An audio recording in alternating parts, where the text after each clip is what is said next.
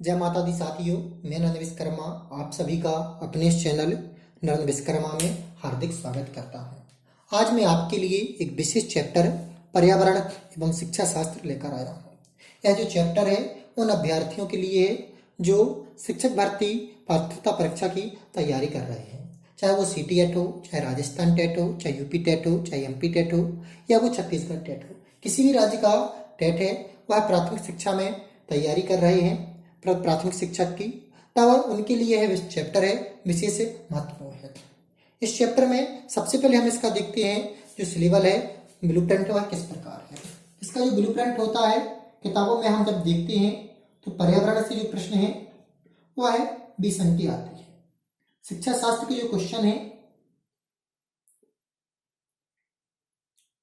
वह उसे किताबों में 10 अंक के मिले होते हैं, जिसके कारण जो अभ्यर्थी है वह अधिक से अधिक टारगेट जो बनाता है पर्यावरण प्रश्न को हल करने का बनाता है। इसके लिए वह 1 से 5 तक की किताब और विज्ञान 8 तक की तैयार कर लेता है और वह सोचता है कि उसने एक लक्ष्य प्राप्त कर लिया है, लेकिन ऐसा नहीं होता है जैसा वह सोचता है।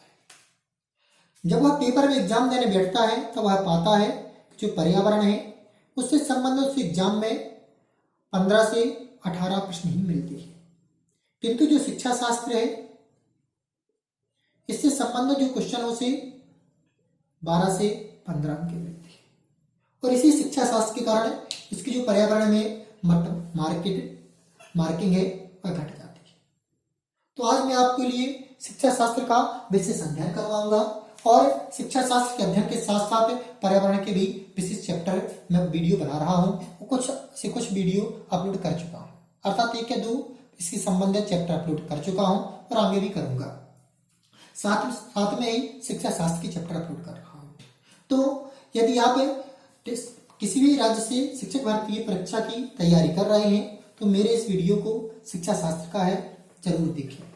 तो सबसे पहले मैं आपको पर्यावरण की परिभाषा बताऊंगा, फिर इसके बाद इसकी जो विधियां हैं उनका वर्णन करूंगा। तो सबसे पहले हम देखते हैं कि पर्यावरण की परिभाषा क्या होती है। तो पर्यावरण 2 शब्दों से मिलकर बना है, परि धन आवरण। परि का अर्थ होता है घेरे हुए, आवरण का अर्थ होता है परि का अर्थ होता है चारों ओर। परि का अर्थ क्या होता है? चारों ओर। आवरण का अर्थ क्या होता है? घेरे हुए। अर्थात हम कह सकते हैं कि जो हमें चारों ओर से घेरे हुए है उसे हम पर्यावरण कहते हैं। पर्यावरण को इंग्लिश में एनवायरमेंट कहते हैं। क्या कहते हैं? एनवायरमेंट।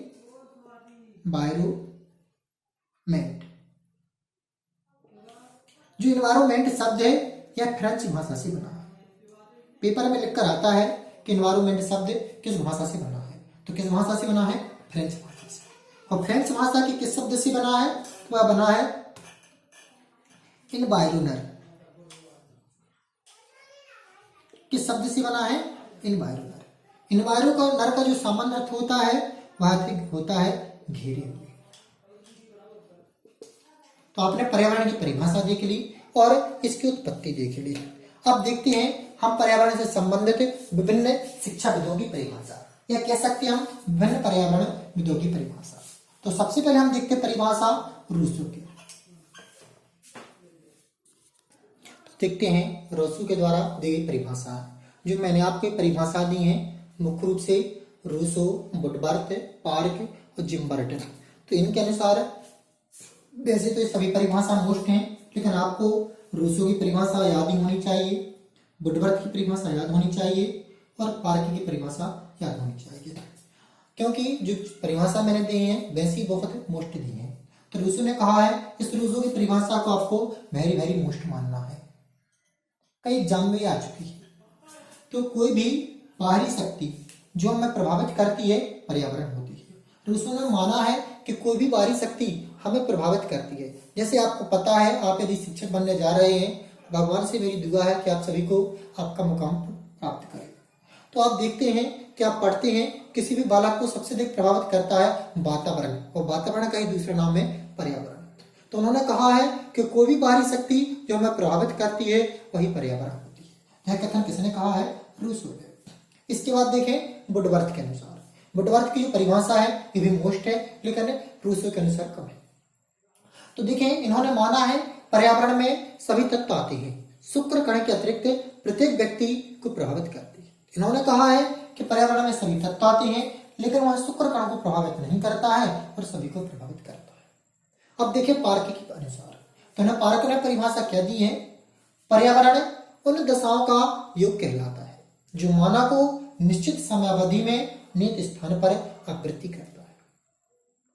जिम्बार्ड ने कहा है पर्यावरण में वह सब कुछ है जो किसी व्यक्ति को चारों ओर से घेरे हुए है एवं उन पर सीधा प्रभाव डालता है।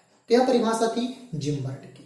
आप इन परिभाषा को कैसे याद रखेंगे, तो आप रूसो में याद रखेंगे बाहरी शक्ति, रूसो बाहरी शक्ति, वुडवर्थ शुक्र कण, वुडवर्थ शुक्र कण, पार्क, पार्क का तात्पर्य क्या होता है, एक है बगीचा, बगीचा का अर्थ क्या होता है स्थान, तो पार्क का तात्पर्य है एक स्थान पर बार बार आवृत्ति करना। जिम्बर्ट, जिम्बर्ट में बात करेंगे घिरे हुए, तो रूसो बाहरी शक्ति है, वुडवर्थ शुक्र कण को पार्क के नियत स्थान पर आवृत्ति करता है, तो जिम्बर्ट से जाकर घेर लेता है। तो इस प्रकार आप याद करेंगे, रूसो में बाहरी शक्ति, वुडवर्थ शुक्र कण, पार्क, पार्क का अर्थ होता है बगीचा, बगीचा एक स्थान है, तो स्थान पर सभी लोग क्या करते हैं आवृत्ति करते हैं। तो पार्क से आप क्या रखेंगे स्थान पर आवृत्ति, जिम्बर्ट को घेरे हुए है। तो देखें पर्यावरण अध्ययन की संकल्पना या अवधारणा।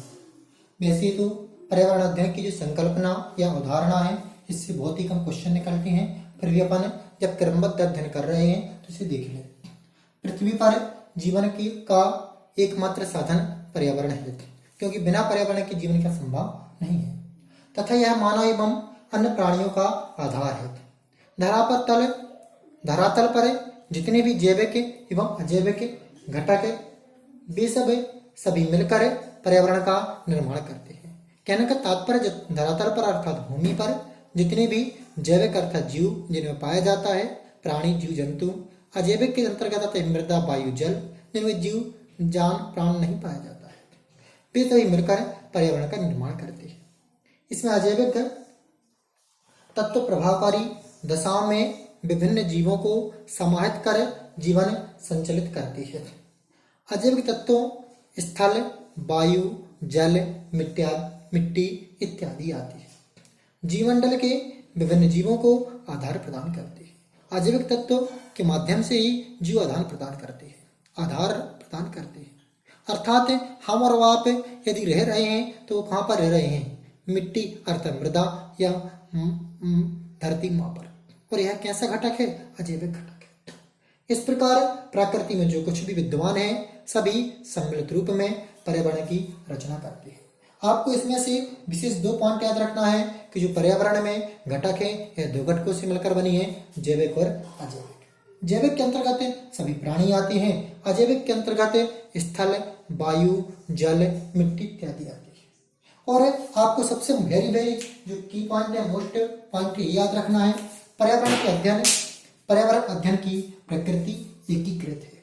कैसी प्रकृति है, एकीकृत।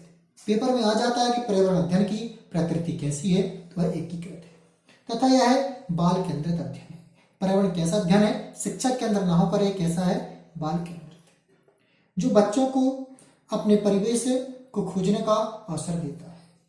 जय माता दी साथियों।